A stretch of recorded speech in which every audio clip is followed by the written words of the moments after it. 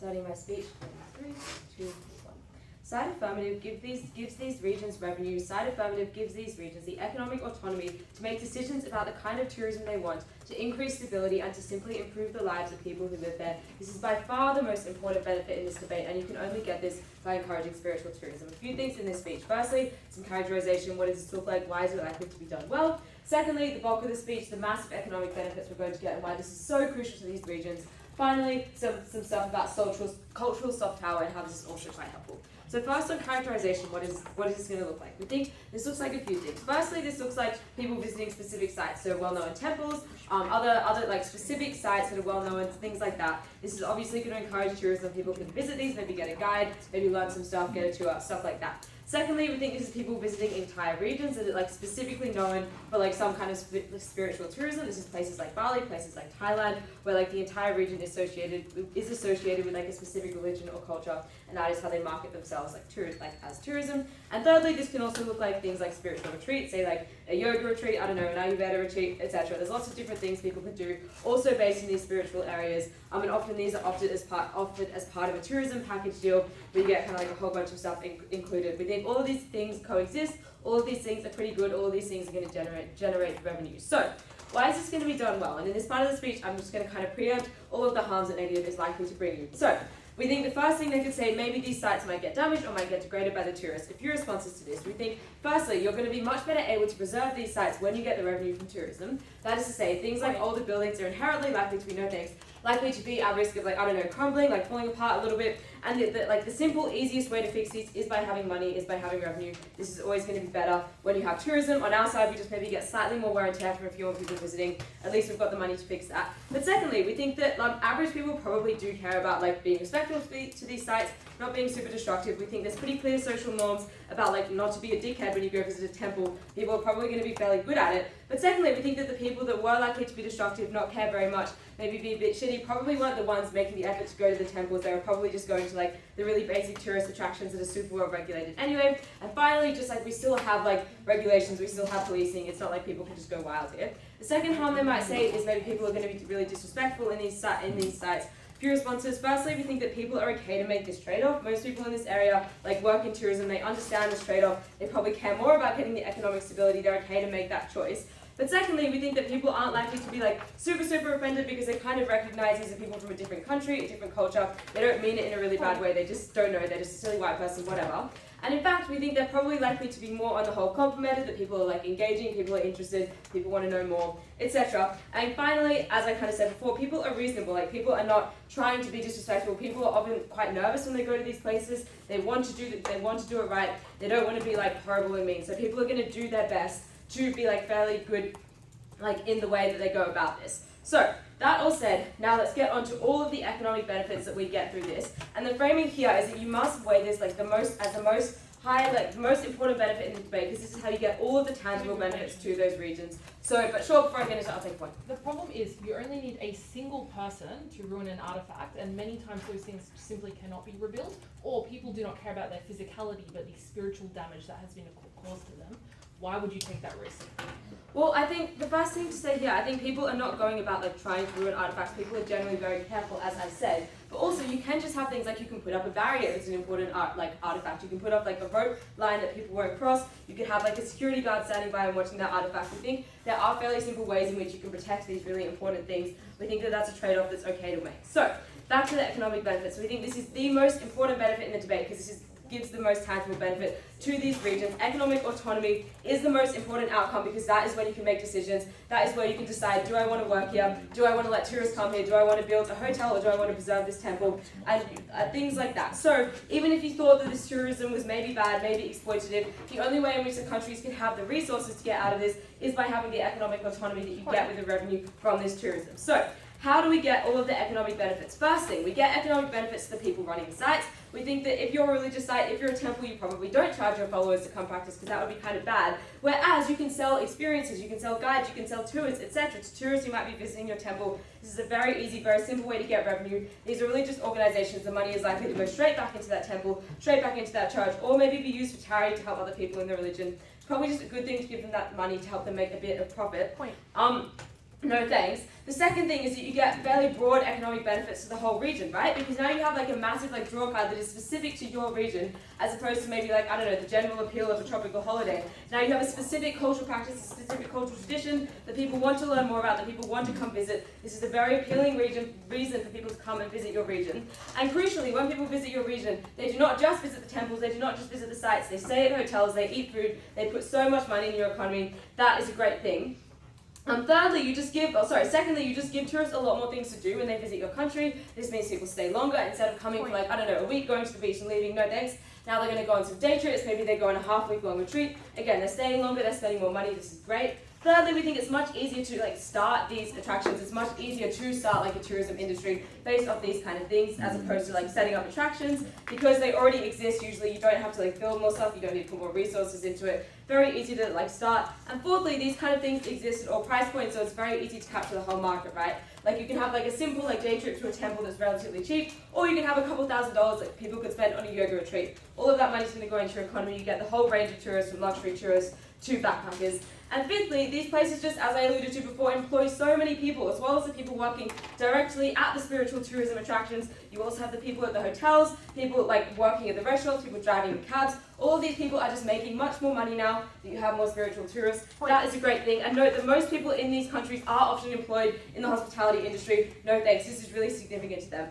What are the impacts of this? There are 4 crucial impacts of this. Firstly, you get more autonomy. You can choose whether you want to, like, what parts of your culture you want to, like, diversify. You can choose what parts you want to keep sanctioned off. You have the ability to choose that because you are now not desperate for money. You have much more money in your economy. You get so much more autonomy. This was going to be the best benefit. Secondly, we think that governments in these regions now have an economic rationale for preserving these cultural sites, for putting money into the preservation, because they are a source of tourism, because they now have a direct, tangible economic value, especially when you consider that a lot of these regions don't have strong democracies, don't have strong governmental institutions like that. Now you can very demonstrably prove that this is a sustainable source of income. This is a crucial part of tourism. This is now a massive reason for governments to put money into these temples, into these places, which is always going to be super helpful. You're always going to get better development. That is a great thing. But fourthly, these are often religious sites that come from religions that are minorities in their states. For instance, Bali, the religion in Bali is predominantly Hinduism. Bali is in Indonesia, which is a predominantly Muslim country.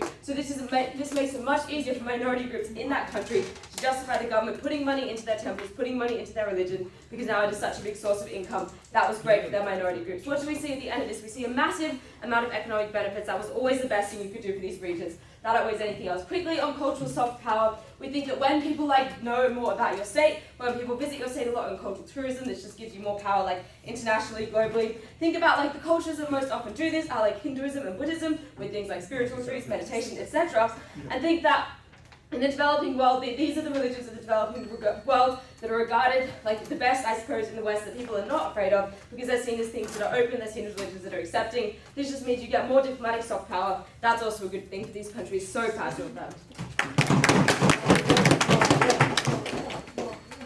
Sorry, that would be not stopping the timing.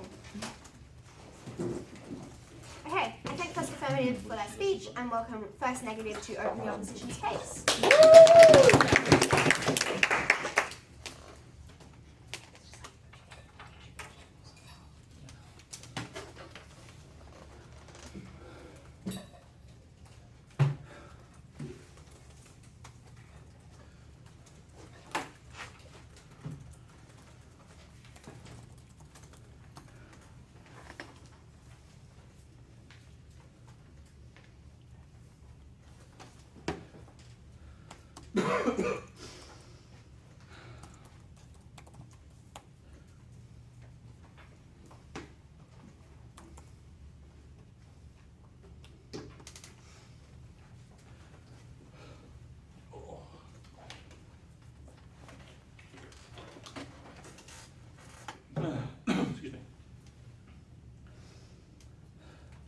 Maya has the most genuine perception of what Western tourists are like. But I'm sorry, Western white tourists are just fucking awful when they go to cultural sites. They trample over them. They take their Instagram posts and claim to be spiritually enlightened because they had water poured over them in a river in India and suddenly claim to understand the plight of oppressed minority groups. They don't go here for enlightenment. They don't go here to get better. They go here to get their Instagram snaps and go home and feel good about themselves. And in the process, they hurt the people for whom this religion is most important. Because the question of this debate is how much desecration of religious sites, how much demeaning of people's faith and spirituality are we willing to accept in exchange for some money that goes to Western tourist operators, that goes to powerful ethnic groups that already have control in those areas? And the answer is we are not willing to accept that on side negative today. If we can prove you can get that money elsewhere, but even if you get less money, why do you just want more money to make those sites more amenable to Western tourists to further at the damage of those people who practice that faith locally? A few points to set up then, namely around those who are going to visit these sites. We think for those who are seeking to visit because they are genuinely looking at converting religion or genuinely involved in the cultural practices, one, they don't necessarily need to go to these sites to access that, but two, if they access that after going through a genuine process of seeking religious conversion or religious enlightenment, we're happy to do that. That's probably likely to be quite a small group, but additionally, it's likely to be a smaller group. The second thing is I'd say that lots of people that actually go to these places are people who are not seeking spiritual enlightenment in a genuine sense. They're not meaningfully going to explore the culture. They're going there to just to visit. And those are the ones that genuinely cause the problems. To the extent there are people who are just going to like be tourists and look at things, we're happy for them to like go to the Taj Mahal but stand like a couple hundred meters back and not damage it and take their photographs and go home. But it's when people who go claiming to find a genuine religious experience occupy space that should go to locals who need to practice that experience, who in the process damage and demean that religion, those who the debate is about, those people we would likely oppose. A couple of last strange bits of rebuttal and set up. The first thing I note here is that this affirmative team seems to believe that spiritual tourism is the only way lots of these communities make money. And I just think that in itself is a massive fallacy, right? There are lots of other ways to make money. And to the extent, to some degree, primarily their income comes from that now. That is because they made a decision to make that the thing that they're tourism for. They could have made that decision to make it for other things as well. And I think, honestly, with Barrie, very few people go there for a true culture experience. They're going to get pissed at the beach. That is what people go to Barrie for. But and more genuine than just getting pissed at the beach, there's plenty of things to see in India with the beautiful hills and rivers. There are the islands of Thailand you can go for a genuinely magical holiday that don't involve the spirituality discretion they're talking about here. But also, so they have to do a lot more to prove that just uniquely spiritual tourism is the be-all and end-all and significant push of their net tourism revenue in order to prove that economically benefit outweighs anything else that we're going to prove in today's debate. So, first point that I want to talk about is about local practitioners. And they're like practitioners of local religion that you are going to get spiritually enlightened in. The first thing here is it massively impedes genuine experience and participation in that faith or that culture by those locals. That's because you likely don't follow those religious practices properly. You don't engage in the precepts of purity that are needed to properly be blessed or properly be engaged in that. Secondly, it's actively a harm in lots of religion if you engage in those practices but not be genuine. It is not okay, it is an affront to lots of Catholic religions to take hosting communion if you are not actually there in that faith. And these are the sort of practices that people take when they go and try and find this false spiritual enlightenment over the course of a 2-week holiday. But secondly, you get massive overcrowding and damage. And just point out the POI, maybe a lot of people are respectful, but it takes one dude to push past the barriers. It takes one person to drop their beer can or drop their soft drink and ruin issues of cultural practices. But even the smaller things, when people have been to Barrie, how many of you have seen people, like tourists, walk over the little offerings to the gods that they leave out on the street, the boxes of flowers and fruits, that people just kick out of the way and run over in their scooters? That in and of itself is a damage and an affront to the people going forward. And obviously the counterfactual here is if people are just going not for spiritual enlightenment but to tick off their bucket list, they don't have to be in the middle of the temple. They don't have to be that close. They can stand back, take the photograph and move on. The third way to impeach local practice is it does engage a large degree of westernization. You have to butcher it and bring it down to the lowest common denominator to make it easier to understand, more visible to Western tourists who go and visit there. But the fourth thing I'd say here is it's actually incredibly demeaning to people for whom that faith is central to their identity. And for lots of people, faith and spirituality is a core part of who they are. It's how they access community, their family, their afterlife, and so forth. And the problem here is that faith isn't a holiday. Spirituality isn't transient. It's something you dedicate your life to. The practices and the cultural beliefs you have form your identity. And when you see someone coming to say, I'm coming here to be spiritually enlightened, to fix my problems, to breathe, to connect with myself, and then fuck off 4 days later back to the West, that demeans your religion. It says it's not important because they did it in 4 days and it is for your whole life. And that is the problem with tourism. But secondly, a lot of those sacred sites are sacred for a reason. They're like burial sites. They're sites where cultural history's happening. They need to be quiet. They need to be respectful. Then you get 40 American tourists walking in, snapping their cameras and talking loudly about baseball. You get drunk Australians walking in, falling over, complaining about their debate results and why they're not in the quarterfinals today. And all those sorts of things further desecrate the capacity of individuals and their experience of that religion because it's made to be less than what it actually is. Actually, no, I'll take you now. One, why is it that you think that these areas have actually chosen to market this to Westerners specifically? And what do you think the alternatives are that they've used to get revenue? I listed all the alternatives already. There's plenty of places in the world that are very beautiful without spiritual connections. Two, the reason they probably chose this are one, because they know there is a market of shitty Western people who want to be spiritually enlightened. That doesn't mean it's a good thing or a correct choice to make. People can make bad decisions, and we think they have done that by promoting these areas, and they can place those things elsewhere. Let's now talk about why it is bad for tourism-dependent communities. The first thing to note is in large cases actively massively exacerbates wealth inequalities in these communities here. Because the ones who have control and access to religious sites, this assumes it's controlled by locals, not by Western companies at this point in the argument, is the dominant religious or ethnic groups in there. They're the ones who can pay for the experience, the ones who pay to access the temples, etc. So when you go to India, it is the Brahmin class that continues to collect that money, the already dominant ethnic religious group in that country. That further exacerbates the wealth inequality and further isolates and controls that religion in certain powerful groups and more marginalized access. So to the extent any local practitioners continue to access some connection to local communities, it is that top cultural group, not other groups further all. But also, when Maya says it's important for cultural diplomacy to get those religions out there, Hinduism and Buddhism are they're not really famous for being unproblematic religions, right?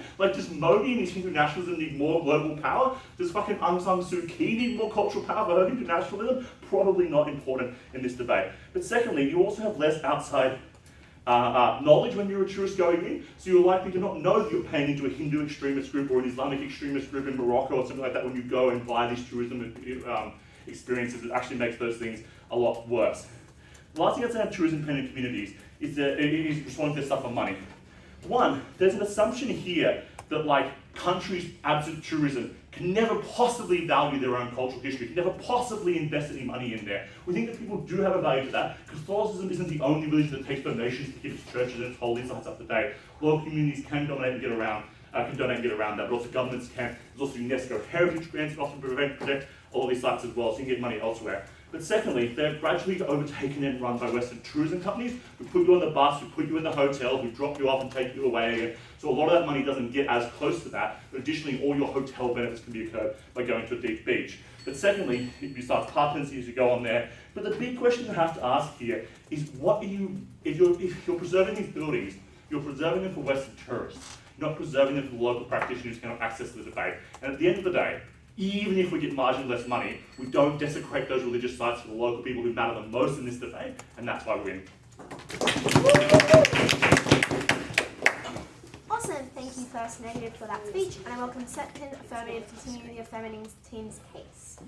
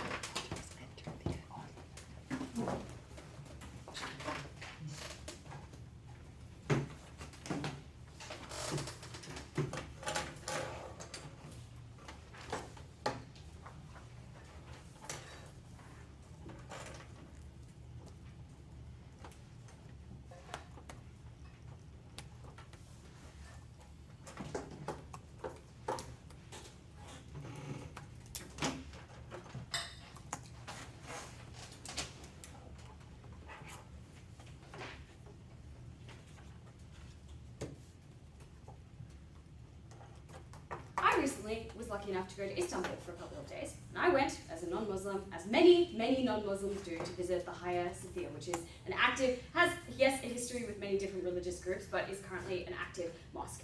And when they asked me to put on a hijab when I walked into that building, which they were able to ask me to follow common sense regulations, and nobody tried to push over a statue or push past the velvet rope the way that these guys need to believe that they do. When they asked me to put on a hijab, I've never done that before in my life, and I struggled enormously. I made an absolute fool of myself while trying to walk into the mosque and also wrap it around my head, thinking that if I could just get it over my hair and into the mosque long enough to look in the inside and then leave, it would be fine. And somebody stopped me. Somebody shouted from behind me, my sister, can I please help you with this? And this beautiful Muslim woman, who I would probably assume is from Malaysia or Indonesia based on her ethnicity, helped me with it, and her mother took photos of the two of us wearing our hijabs together. I went into the mosque for the first time in many, many years since becoming pretty disillusioned with the Catholic Church. I prayed for the first time in like a decade, just because it felt like the right thing to do and to connect with that group of people, with that culture. And it was beautiful. And I didn't post the photos that we took together on my Instagram. I did not do any of the nonsensical things that Rob thinks that women on Instagram do these days. I did not do any of those things. Instead, I had a meaningful experience, and then I went out that night and spent a whole lot of money in the local economy. That is what spiritual tourism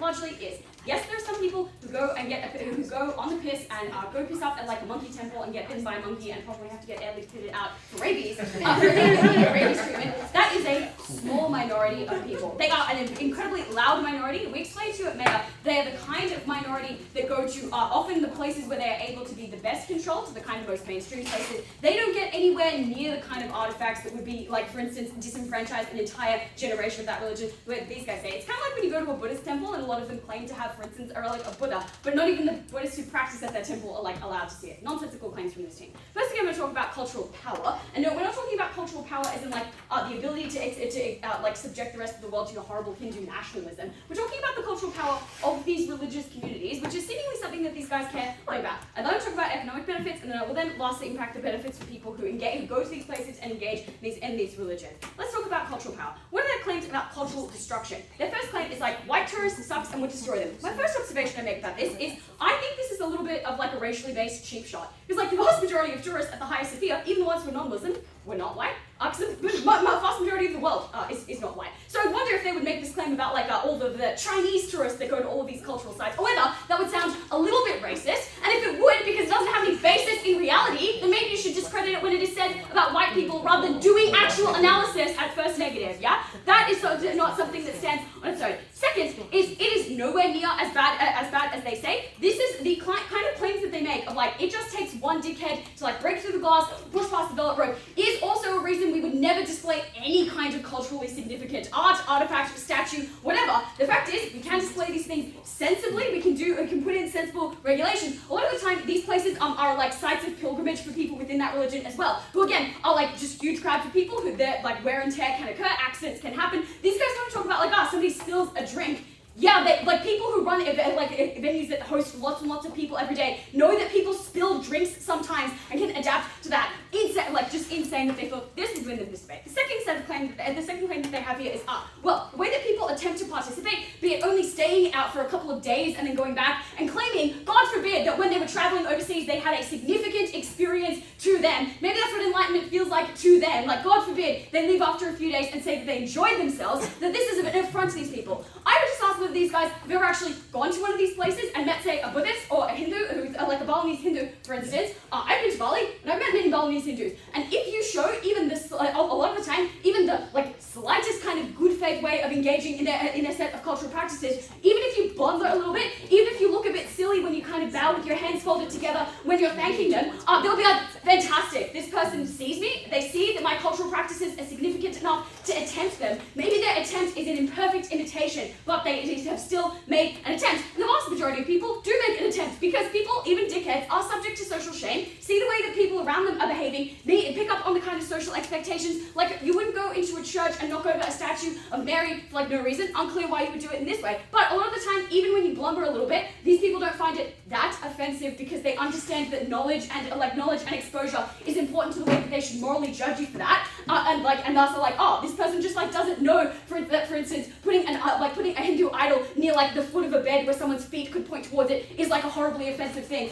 I'm not going to immediately be horribly offended by this because they didn't know, and I will gently correct them. And I'm just pretty happy that you're giving it a go. It's kind of like how French people are dickheads to you until you try and speak French to them, and if you make a sincere attempt at speaking French to them, they are usually pretty pleased that you have given that a go. What do we tell you about cultural preservation? One, we We give power to communities in these countries culturally, and like exposure to people globally. That improves the kind of political capital and economic capital, get into economics in a second, that these groups have. Indonesia is a very punitive state in many, many ways, especially with the way that they enforce centralized Islamic faith. The Hindu population in Indonesia is less than 2% of the total population, and they are almost entirely in Bali. How then do you explain the kind of cultural significance that Balinese Hinduism has had on the rest of the world, has had on the rest of Indonesia? It is spiritual tourism from people within that country, from people overseas, getting access to that culture. Let's move on to economic benefits. I will give you a few claims as to why the kind of economic analysis they could have done something else or something differently does not stand up. One, we tell you that there simply was not another equivalent alternative that these communities could have done to the same extent. These guys want to harp on unempirically and untrue about like Western tourism companies, as though a lot of these retreats are run by like, yes, well-off Balinese people, but still Balinese people who are in that country. They still employ Balinese people on the ground. I don't know how Keynesian circulation works, because every time that money changes hands in those economies, it's your taxi drivers, it is the people that you eat from, who prepare your food and serve it to you at restaurants. It's every single one of those people that gets a benefit as well. It's often the unique draw, and in fact the only unique draw between like pissing up in Thailand or pissing up in Bali or pissing up in Fiji is what kind of cultural experience you want to have while you're there. It's one of the few distinguishing things that these places can have. But secondly, there wasn't anything else that would have flowed to minorities and communities that were important and preserve religion in this way. These guys say, well, they would have developed in a different way when they can't name one, and we tell you that all of those ways are worse. They would have been an exclusively piss-up tourist destination. Jess. Problem is, our case is not reliant on the worst type of tourist. Even with well-meaning tourists, you can still, for example, gradually adapt elements of that practice which change the fundamental meaning for actual genuine practice. So like the way that religions gradually adapt their practices to, for instance, be better in keeping with societal moral standards and more permissible, or to, for instance, attract new members, or to, for instance, get money so that their religion can continue to exist in the future. Guys, culture is lived and breathed by people. They need to continue to live and breathe it. They need to have the money to do so in their coffers. They need to have food in their stomachs in order to do so. This is like a nonsense trade-off from this team. It is one we were happy to cop. We explained why we were happy to cop it at Maya. Let's also talk about benefits to people who engage. There are a couple of observations about different religions. Belief system is evolved in cultural geographic pockets and are kind of regionally locked. Globalization has meant that there are some diasporic communities near you, but it is not the same as going to the Hagia Sophia. It is not the same as going to the Vatican. It is not the same as going to temples in the place of their origin. The best way to immerse yourself, if you're trying to access any kind of spiritual benefit or any kind of intellectual benefit for yourself, if you're trying to weep in the Hagia Sophia as you pray for the first time in 10 years, the only way is to go there. And that's absolutely something we support. We support people learning more about themselves and the way that they engage with the world and what they value and their morality by getting exposure to these places. We don't rely on the best characterization of all spiritual tourists. We rely on the average characterization of a person who goes there, does a series of reasonable things, spends a bunch of money, then goes home. Perhaps forever changed, perhaps not. Proud to support it either way. Thanks, second affirmative, for that speech, and invite second negative to continue the debate. Please be heard.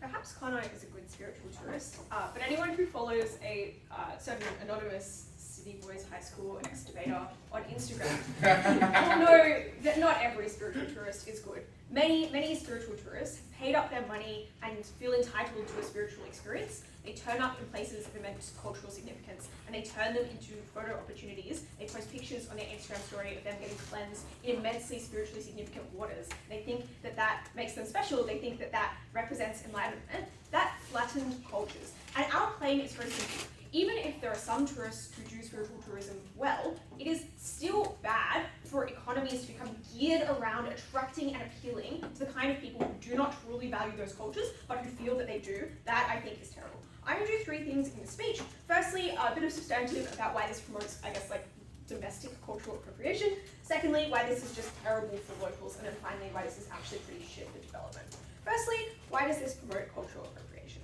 The first thing I want to explain here is that I think people are likely to gain a false sense of knowledge of that religion and a kind of false feeling that they are like experts or I suppose a illusory connection to that religion. And that's for a couple of reasons. The first thing I want to observe is I think that in these regions that are geared towards towards spiritual tourism, the main business of spiritual tourism is giving people a sense of authenticity. Like the whole experience is geared toward getting that person to feel like they have taken something immense and spiritual away.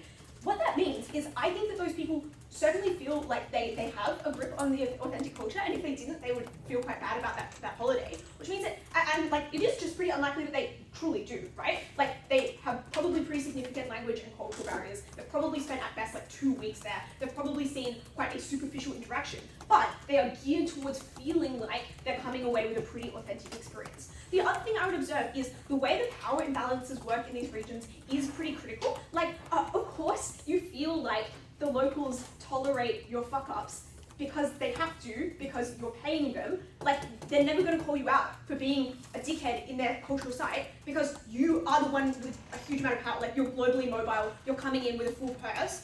I think it is, like, of course people feel like they're doing a good job and they're a good spiritual tourist. I think that is often less true than they know. The third thing to say is I think people just have a lot of confirmation bias. They've spent heaps of money on feeling some form of spiritual change and enlightenment, and they obviously kind of have a high spiritual self-opinion going into it because they feel like they're the kind of person who is open to this experience. And I think that means they come away from that really wanting to feel like they've been changed and really wanting something that badly often means that people, do sort of feel like they actually have this very special connection with the religion. The problem with that is obviously maybe they have some connection with the religion, but if they do things like go home to their home country and start giving just honestly pretty false descriptions of those religions and cultural practices, I think that does kind of epistemological harm on those groups of people. It is unfair for people from out-groups to come and falsely describe and misrepresent those religions. I think that is erasive, but additionally, I just think it means that those people are more likely to do things like, set up yoga studios, to do things like become importers of cultural goods. I think, it's actually like, probably most people know some like crazy like 40-year-old woman who like, imports shit for like no money, sells it for huge amounts of money, and is clearly taking away opportunities for more genuine cultural practitioners, and is clearly doing that in a pretty sus way. Those are for sure a minority of people, but they're really bad. Like they really do fuck up people, that economic opportunities that people actually from those cultural backgrounds and from those religions should have. I think emboldening them is a pretty huge harm. Alright. Next thing I'm going to explain is why this is particularly terrible for local practitioners of that religion. And I'm going to start by being really charitable and talk about people who are very well intentioned, who want to do their best, who really do want a spiritual experience, who aren't just getting drunk.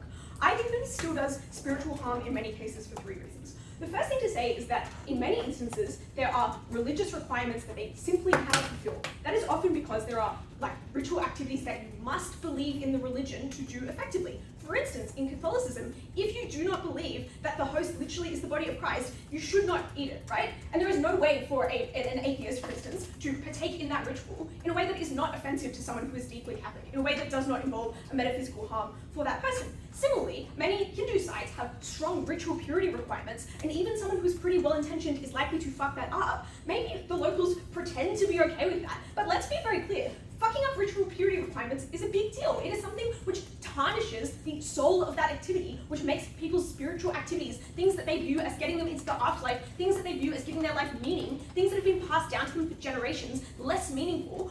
Even if someone comes away and has spent a bit of money on some taxis, we can say that that is a huge harm in this debate, which is totally underrated in the previous speech. The second problem, though, I think, is that it's likely that you just get a crowding out effect. Like, it's not like temples are just empty, waiting for a bunch of tourists to come in and fill them up. There is huge internal visitation of actual believers, actual pilgrims to those temples. In India, you have to queue for often days to get into particular temples. And when those queues are filled out by white people who want to go experience, the central heart of the temple or whatever, that crowds out people who for whom that is literally a religious obligation. I think that's pretty terrible. The third thing to say, though, is I think that there is an emphasis on Western convenience in a way which is damaging to that religion. For instance, you might do things like make animal sacrifices less visible because it's not appealing to tourists. And I think that's really terrible. They're cultures and religions develop over time. Crucially, normally, they develop according to the needs of that society, not according to the needs of some arbitrary power imbalance outsider coming in and changing their culture to make it less meaningful for the people who practice it. The final thing I want to note here, though, is I've just engaged in the best case. I think it is likely there are at least some people who are worse, the loud minority, as Connor puts it, and I think that is likely because people are coming into this experience, firstly, with pretty significant global power imbalances, as I've already explained, but also with a sense of spiritual entitlement. They feel like they deserve a revelatory experience, and I think that means people do push boundaries, and as we explained, it only takes 1 or 2 people to really significantly damage people's important metaphysical and spiritual experiences, even if that's not destroying an artifact, even if it just means that someone's prayer, that someone's special occasion, that someone's mourning of a loved one is damaged, we think that that's a huge harm, and I think they needed to do more to address it. I'll take your point now. Saudi Arabia uses a lottery system to manage the number of people who come during the Hajj to ensure it is conducted safely. People obviously do have control of these things. Why is it that governments in places like Bali or Thailand do not implement similar restrictive practices? Because of the global power imbalances that I talked about. The more places are dependent on tourism, on spiritual tourism, as they become over time, the more they pursue this strategy, the less they're able to do that. But additionally, I would just say that if that lottery system was more and more picking non-believers at the expense of believers, that would be a terrible thing. That's the harm that I just explained. Alright, finally, why is this bad for development? Firstly, does Affirmative get more tourism? Because I think they're really assertive here. They prove that you get more spiritual tourism. They don't really do a lot of work to explain that that's the dominant reason why people travel, or indeed to identify someone who uniquely travels in order to get spiritual experiences. Lots of people just go on holidays for leisure, for exercise, to have other cultural experiences like to try food, to see important natural or historical sites, to go to museums. I just don't understand what the change they're getting is, and given the importance of the spiritual harms I described to you, I think that this is likely not a very important change. Additionally, I think these people are probably not spending in ways that are that economically useful. Oftentimes, if they're trying to be enlightened, they're probably being pretty frugal or focusing on high-end, pretty packages that don't necessarily flow to the rest of the economy. And the final thing I want to note is I think you have to ask who the money goes to. I think it very likely and uniquely in the instance of religious tourism goes to local elites and religiously powerful people like Brahmins in India who have control over temples. That is bad because it makes those social power imbalances worse. It's bad to have people uncritically participate in things like, for instance, a Hindu nationalist sect without knowing so. And additionally, it just means that there is probably a less broad circulation than if they were just going and eating in restaurants, because it is constrained to that religious domain, because it probably does not circulate outside of that community. So even if there's slightly less money, we tell you that it's spent in far worse ways on their side, it is less efficient, and it leads to less development. So hard to oppose. Awesome. Thank you, second negative, for that speech. And now welcome third affirmative to conclude their team's case. Here.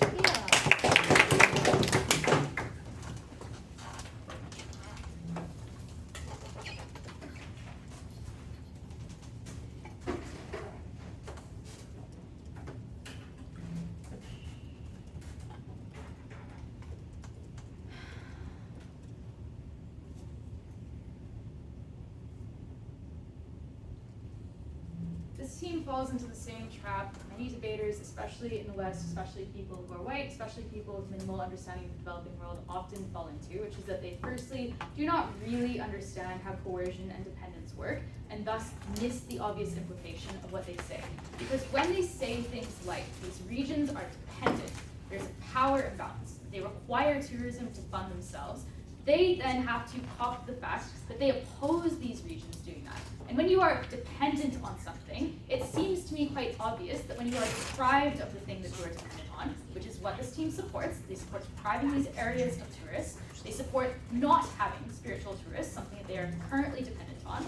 Presumably, the alternative that these regions would be forced to rely on instead is something that is worse. And these guys use language like coercion and power imbalance to take away from the obvious and true reality that people in these regions often exist under somewhat democratic governments, like Indonesia holds elections, Thailand holds elections, Vietnam holds, like many of these areas have elections, have government, have a level of power to local people, and these people continue to vote in governments and support governments that do not do things like increase the cost of tourist visas, that do not do things like stop marketing the spiritual aspects of tourism. They vote in governments that push more of that marketing, that create more access for those tourists, because these people understand that that is the best form of economic development for their particular region, and alternatives are often things like resource extraction, like forestry, like other forms of tourism that would rely on you making unpleasant trade-offs, like saying, well, we should build more hotels because we are trying to draw people to our beautiful islands and our beautiful beaches. You know what is making us no money whatsoever? These temples that are falling down, these temples that are often occupied and used by a minority that we might not particularly care about, that seems to be making us no money. And obviously that is the case in many instances. If Bali could not rely on spiritual tourism, it is highly likely that the Muslim government in Indonesia and Jakarta would support things like reducing restrictions restrictions on development in Bali that would allow developers to bulldoze those Hindu sites to instead replace them with hotels. Because what possible incentive would that Muslim majority government have for caring about Hindu sites in Bali when it could instead maximize things like hotels at the point where people are not coming and spending money because of those Hindu sites? It does not make sense. And so everything that they give you about dependence, about reliance, about why this spiritual tourism is obviously important and is obviously a good source of development that protects these spiritual things, that gives them an economic rationalization for preservation, that gives money directly to the people that control these temples in many instances, and that money gives them the autonomy to make repairs, to choose how they want to develop those things, to choose how many tourists they want to let in, to choose the types of things that they protect and allow to be accessible and not accessible. You cannot have things like autonomy and choices for these areas and for these communities. You do not first give them money. It does not make any sense. Which is why, when it comes to spiritual preservation, economic empowerment comes first. Because you cannot have a level of preservation of your culture if you cannot often, in many instances, explain to these governments why that culture is the thing that is delivering development to these areas. And if the thing that is delivering development is instead just nature, is instead just beaches, and is not these important sites, then you'll see things like what happened in many Western countries, where instead we do things like destroy indigenous sites to put fucking mines, because those indigenous sites are not sources of spiritual tourism in Australia, but coal mines are. Those are the trade-offs that you would see in these other areas. It is so obvious and so intuitive. This team does nothing to respond to it. They do not even respond to the POI that I asked Rob, which is to just list the other types of economic development that these regions would engage in. You're not suggesting, well, maybe other forms of tourism. That means, obviously, that this team's change that they are able to achieve is also monstrously under-impacted, because they are happy to have people going and looking at the Taj Mahal. They're happy to have them still experiencing some level of spiritual experience. They're happy to have them post the photos on Instagram and to talk about how they saw it from 100 meters away, and wow, what a transformative experience that was, which seems to incur every sort of cringe-based harm that they have. Oh, but they just don't want them to go into the temple. Wow, what a massive change, right? And it's just that in many instances, these people are not allowed to go into the temple in the first place if there are legitimately sensitive artifacts there. Just like in the same way that you cannot go into a Buddhist temple and ask to see the relic, you can't go into a Catholic temple and ask to see the relic if they've got one either. Sometimes there actually isn't a relic necessarily there. It's just used to draw tourists. But other times there may be. But it is so obviously sensitive that even practitioners are not allowed to see it for the exact reasons that they outline. We give you a series of reasons as to why this justifies the actual policies that allow you to preserve these sites and to preserve culture in the first place. And we give you 6, I think, quite clear mechanisms that explain how we have the capacity to preserve them as well. This allows autonomous development. It allows you to use money to do things like protect these sites by hiring things like security guards or constructing barriers. It allows you to use that money to advocate for the preservation of these sites. When you are actually making money from them, you can do things like start to work with cross-national religious organizations and have oversight in that way. You're able to justify them to things like global economic institutions as a massive source of your region's development. And you're able to do things like actually empower the community directly, because the businesses that actually create these types of experiences are far more likely to be locally owned than the businesses that do things like construct the Hilton, Platinum Edition on the Balinese beach, which is what these guys probably support instead. Because you have to have a level of authenticity, as they explain, which suggests you probably are employing locals at minimum, and many of these other businesses would not do that. You're probably trying to at least appear authentic, which means that you are likely doing things like giving some level of money back to the community that other types of tourism do not rely on. Because often Westerners, they're not looking for a specifically spiritual, authentic experience, don't really want to have contact with local people because they find it uncomfortable to be reminded of poverty and to be reminded of the fact that they are far better off than many of these places. But this is different. This authenticity is a selling point, which is why it is far more empowering for these people. The last thing that I would suggest here is just that I think that it is very, very silly to suggest that cultures and traditions and practices that have existed in many instances for tens of thousands of years, that have survived things like conquest, and conflict, and natural disasters, and a whole host of global events, are somehow going to be flattened out by Instagram photos. How fucking insulting for cultures that have survived for that length of time against that level of adversity. The thing that you sell and package to a Westerner is not the same thing that a local is then forced to experience at their temple. These things can even happen simultaneously in different languages. It doesn't make sense. And the stuff about epistemological harms, the stuff about false knowledge, the stuff about Instagram cringe, the stuff about westernization is such a massive strawman. The obvious power of these religions that are spiritually important to the people that practice them, that do matter a lot. These people are not rolling over to Westerners. They're creating specific experiences that they sell to Westerners that are very different from things that they want to live in many instances. That is obviously fine. But the second thing to say here is that the stuff about false knowledge is actually fine, right? Because their harm is one that is completely localized, relatively empowered areas of the West where people can go and do things like set up a yoga studio.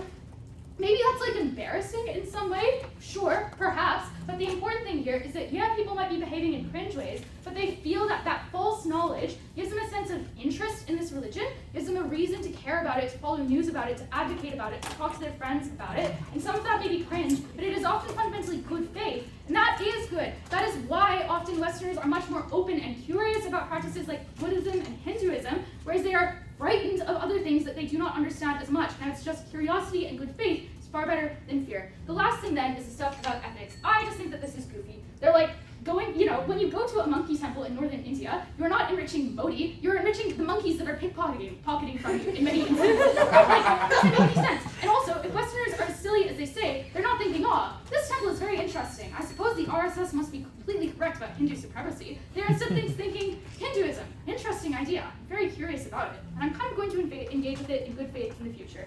All of this is to say, we empower communities better. This is obviously better than the alternatives, and it gives you an economic rationale for cultural preservation, far more powerful than what they provide. Sorry. Awesome. Thank you, 3A. Welcome, 3N. Woo!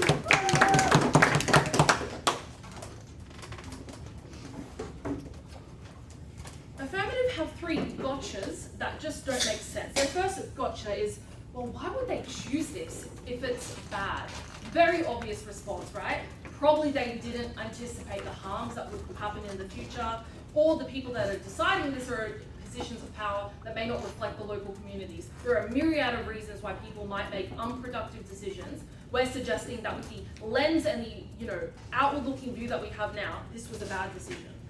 Their next gotcha is, well, you guys stand for people viewing it. What's the minimal difference? It's such a soft line. I think we were very nuanced at explaining what the distinction was, right? If you're looking at something from 20 meters away versus interacting with it, obviously less of a chance of causing damage. If you're viewing it but not practicing it, you're not donning the costume of a religion and making a mockery of that thing. Extremely, extremely different. Their final gotcha is, well, you guys will get mines and hotels being built that will degrade those sites for insert reasons. These obviously happen in different spheres of decision making. Whether they will happen or not is totally separate from whether this practice occurs.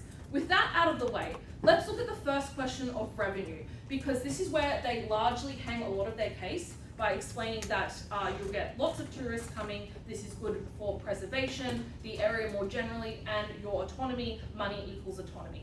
The first thing I want to do is try to very severely mitigate this benefit, right? Because I think if I can do that, then you're kind of weighing maybe a very small influx of money additionally versus the massive, massive risk of cultural degradation and cultural appropriation in the West, right? So how do we mitigate this? The first thing to say is that I think for some practices, not all, some will be Western owned and operated. And the structural reason for this is that often there's a sense of familiarity. So you go to an English speaking guide if you speak English, for example. You pay the person who you have the most commonalities with, right? But even if you don't believe that, we pointed out a series of reasons why status quo revenue exists and is sufficient. The fact that you probably do pay to visit the site itself. The fact that there probably is governmental or UNESCO funding available. The fact that not in all, but in some religions, you do pay as a practitioner to visit the site, right?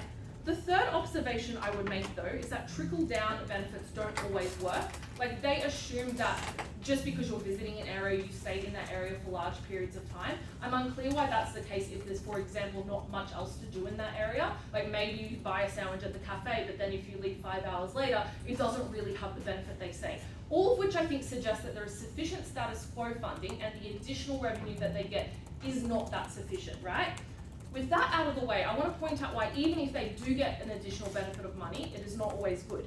And this comes in the form of the material which we gave you early on about how often that money goes to very dominant sects of that religion or people with more power, which means that they have a more dominance over their local communities, and that power imbalance is not always a good thing. We got no response to that from this affirmative team.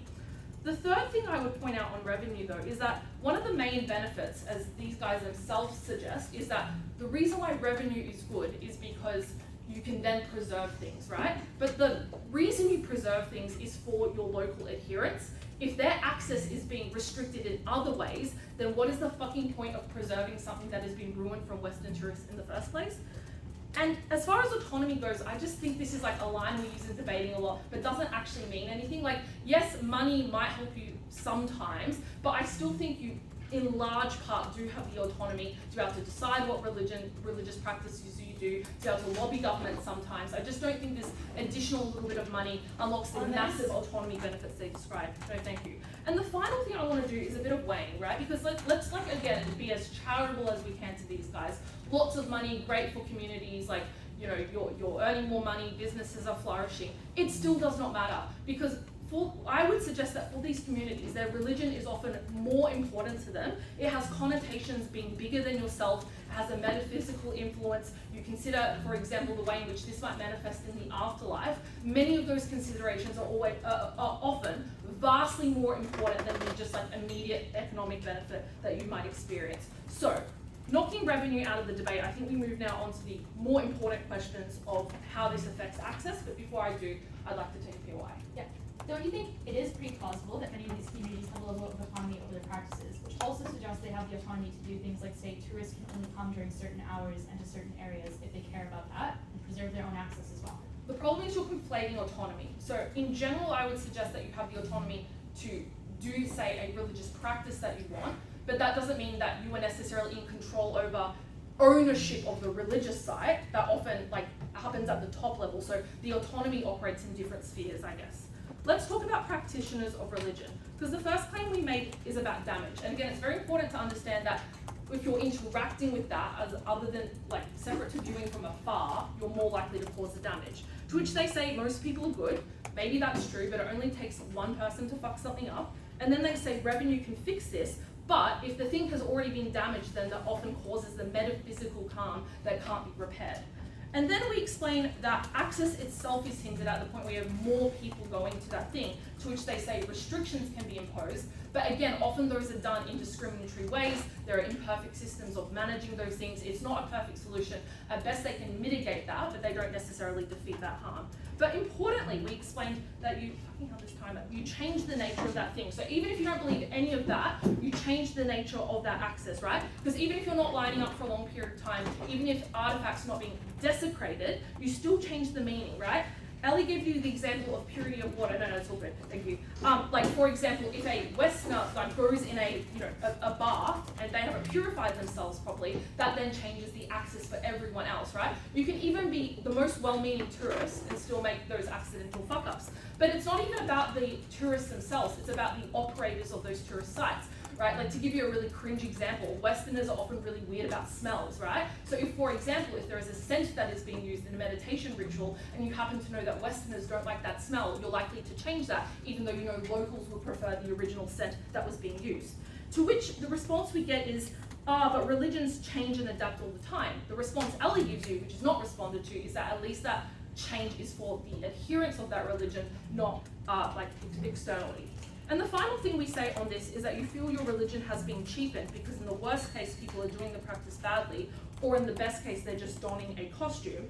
And they say in response that you'll probably feel complimented, people are interested in your religion, but the problem is that's probably not the vast majority of people in that religion. It's people who want you to feel nice because you're giving them the money to be at that site. And then Jordyn says, but like religions survived Instagram, you're making a mockery of like the strength of these religions. We're not saying these religions are going to crumble, just that it feels very, very awful to know that something that's such a core part of your life is being mocked in large part by people.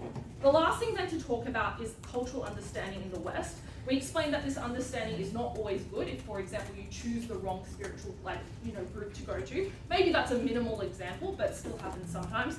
Your level of understanding is probably surface level, and if you care and you're genuine as much as Affirmative say, you'll probably find other ways to gain that cultural access. But the problem, which Ellie explains and gets no response other than cultural appropriation is just a bit embarrassing, is that people then assume they're experts, they take this out to back to the West, and the actual tangible harm is that when you are now operating a yoga studio and your Indian, your Hindu neighbor who, for example, wanted to run that gets priced out of the market, that financially harms them, which seems to be something that Affirmative team care about. For those reasons, I'm proud to propose.